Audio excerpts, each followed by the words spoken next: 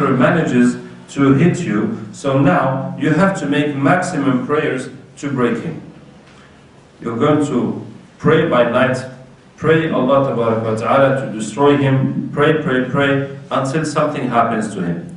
And I'm going to give you a prayer that we have developed in Rukja to curse them.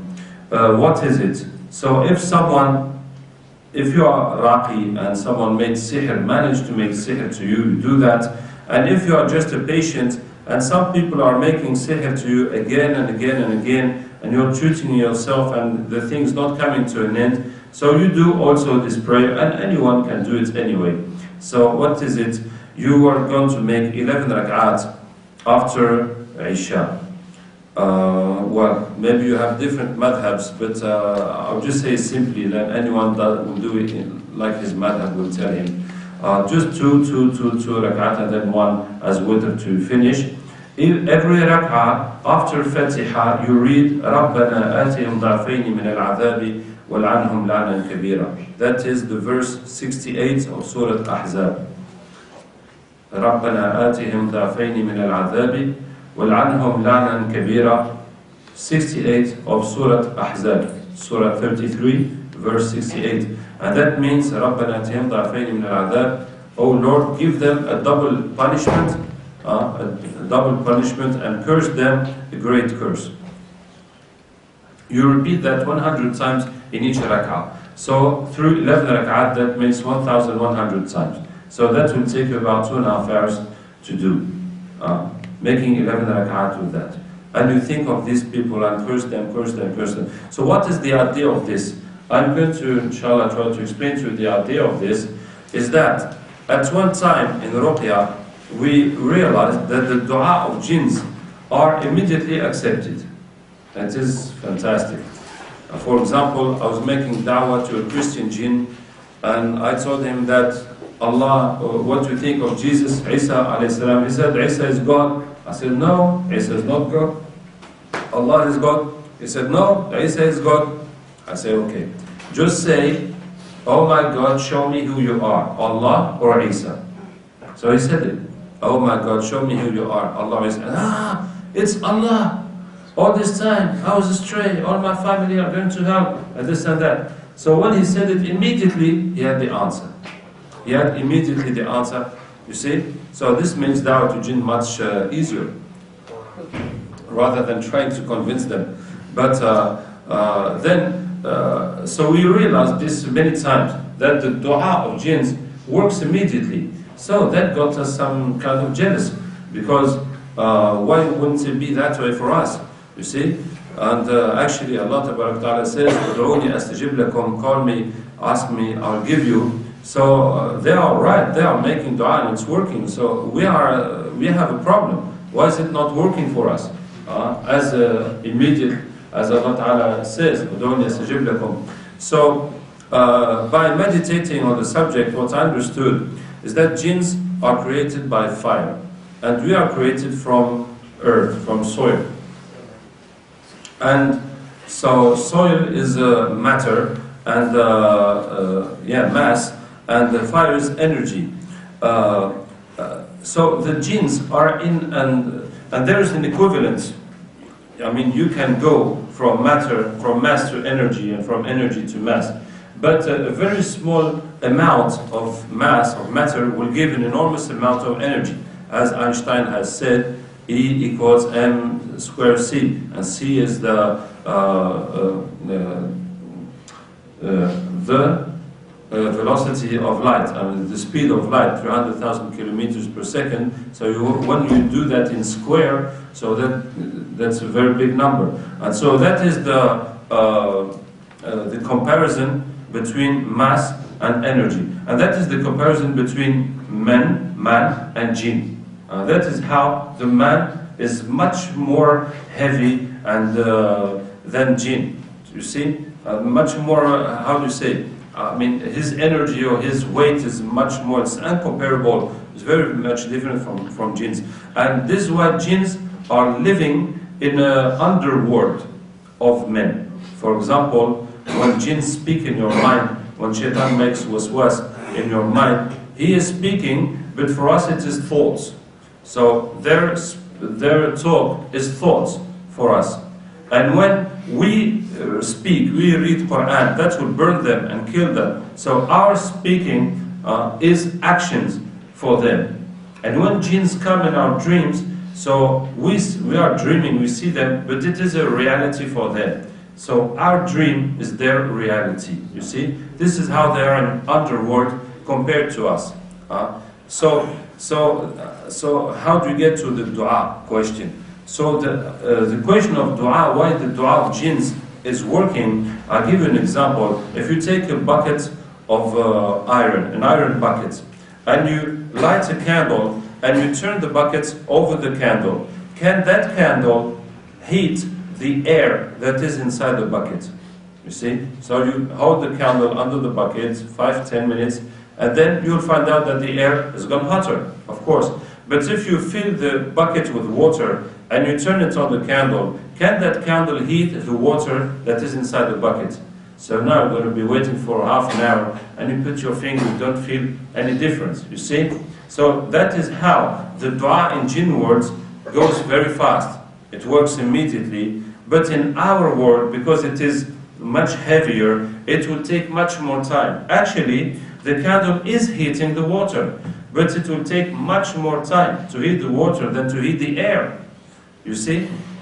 So if you keep that bucket on the, if you can keep the bucket on the candle all night long, so now if you come in the morning, you'll find that water a bit warm, so to take a shower, to make a ghusl with that, it will be good. You see? Much better than plain cold water. So this is how, if you want your dua to be accepted, you must keep making that dua all night long, or at least half the night. You see? So that is the idea. Because you can say, Ya Allah, give me this, and you don't see anything, and then you stop. It's like if you put your candle under the bucket, 5-10 minutes, nothing. So you take the candle off, and it's finished. Your water is never going to get any hotter. You see? So that's how it works. So this is how I am telling you that if a sorcerer managed to do something to you, you're going to make this dua. You're going to spend 3 hours time, half the night, cursing him. Inshallah, in the morning, you will see something happening. Something is going to change. And this is a general idea I am giving you. So if you have a problem with something, you would spend half the night at least making dua on that thing. Inshallah, by the morning, things will have been changed. Especially if you are, you see, because in Rukja, so alhamdulillah, this is a kind of jihad. It is a kind of jihad. So Rukja, of course, must be made for the sake of Allah Ta'ala. There's no way someone is going to do that as a living, as a business, as getting money. Well, you could, you could do it as a business, but then you cannot expect the help of Allah Ta'ala in the same way. In our group, because we are a group, as you have heard, we have 60 centers in over 20 countries, so there's hundreds of people I have trained and we are related together. So in our group we have 5 objectives. We have 5 objectives in this Rukja work. First objective is to help the people that are suffering and that are stuck in their lives for years and years, to help them out. And the second objective is to protect the iman, the aqidah of Muslims from shirk.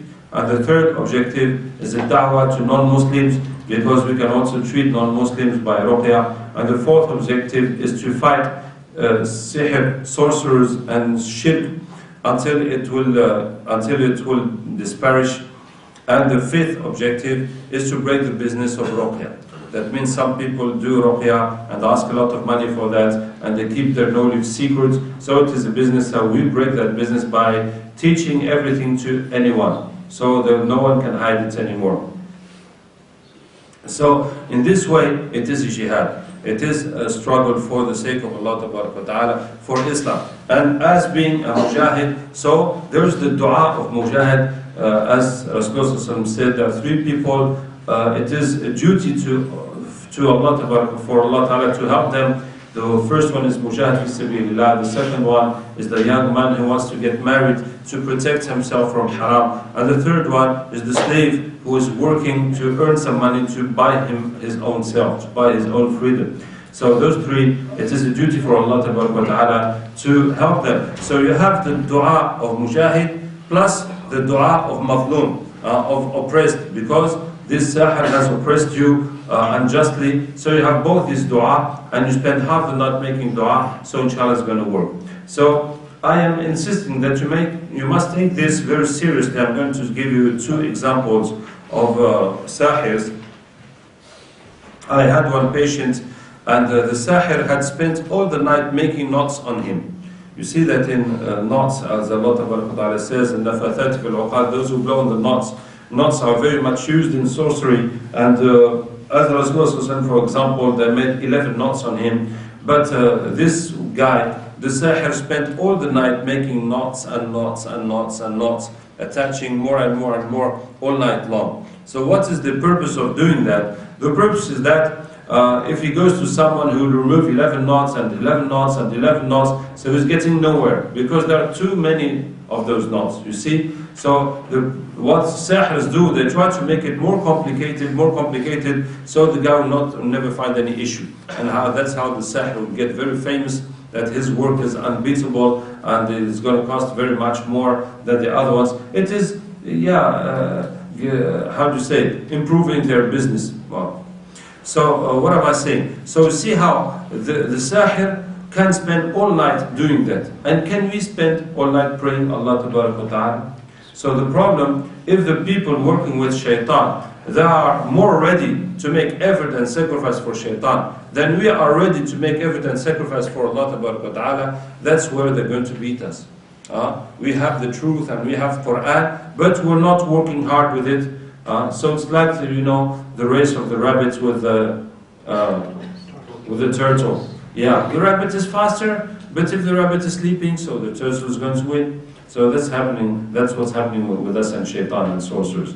And I give you another example. I had a patient, poor guy, he was having 2 girlfriends, and all this is zina and haram, and all this is, Allah Ta'ala protect us. Just to explain to you the situation, he was having 2 girlfriends, and the 2 girlfriends were making sihr to him, and so he was like a tennis ball going from one to another. And one night he spent the night with one of those girls, and before morning he got up very early and he left, and he took his car and he went 200 kilometers, that's 130 miles, and he went to the other girl, and he was not conscious of what he's doing. And when he reached to the other girl and he knocked on the door, so she opened, there was her mother and her sister were there. They said, okay, now we're leaving, and they left, and he didn't understand anything, what's going on here. And so he stayed with his other girlfriend, and when he came back to the first one, she told him, but didn't you see how they were? He said, I didn't see anything. They said they weren't having their clothes, they just put something on them. And she told him, the 3 have been spending all night without clothes on top, dancing for the devil. You see? His girlfriend and her sister and the mother, all 3 have been dancing all night long, yani breasts open, hair open, yani shaking their heads and their breasts for shaitan. See? So, if the shaitan worshippers are ready to do that, are we ready to spend all night praying? It is difficult to make some rak'ah to ask Allah Ta'ala, but those who are working for shaitan, they are ready for it. You see? So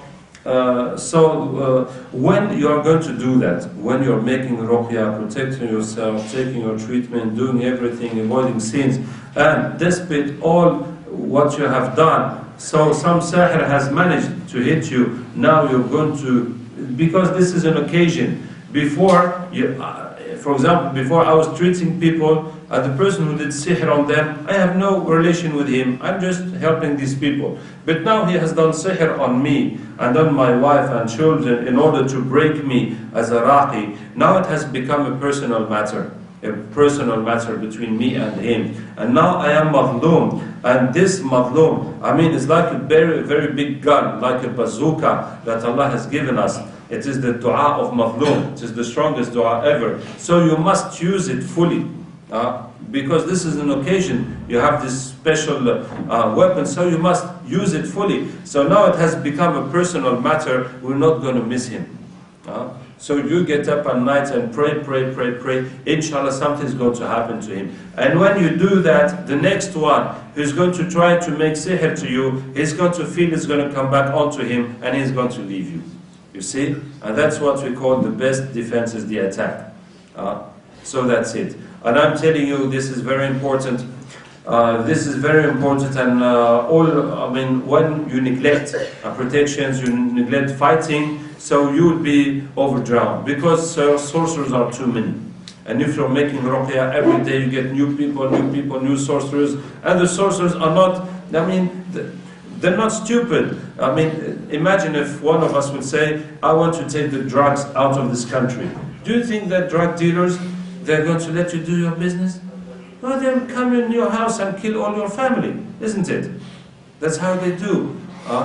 So that's what they do. They can kill policemen, they can kill whatever. And what about sorcerers? They work with shayateen, they do human sacrifices and all this. And you're coming to stop their business? You see?